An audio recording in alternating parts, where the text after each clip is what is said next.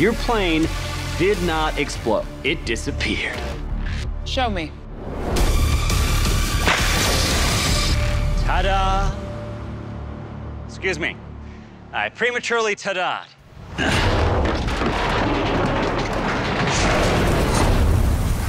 That's how you make a plane disappear. A big question we get a lot is like, how does a magician like help the FBI? And David's book is all about how the skills and mindset of a magician can really be applied to just about any profession, and crime fighting is no exception. But I didn't know really. You hear about the FBI, but like you don't know the inner workings of the FBI if you're on the outside, really, or unless you make it your job to like figure out what goes on. And there's so much behind the scenes. The biggest thing for me was to feel comfortable in the skin of a magician. Well, that sounds weird, but I know what you mean. It really was. I mean, I couldn't expect myself to turn into a sort of sleight of hand master overnight, but what we really wanted was to get comfortable with the specific tricks that we used in the first episode. And then, because there's that sort of 6-month break between shooting the first episode and the second, that was 6 months of sitting at home with a deck of cards and having David and Francis Minotti, who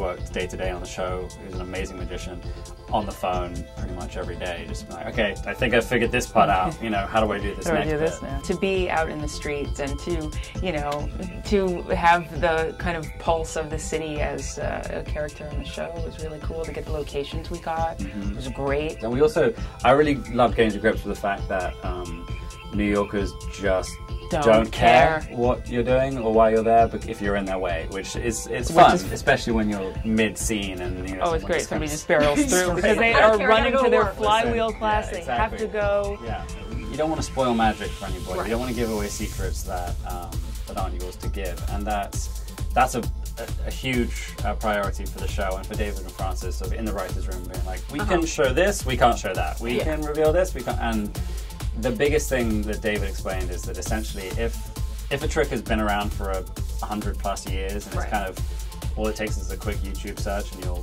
find out how it's done, that's okay. If you yourself create the trick and make up out of nothing, then that's your intellectual property. You can share that.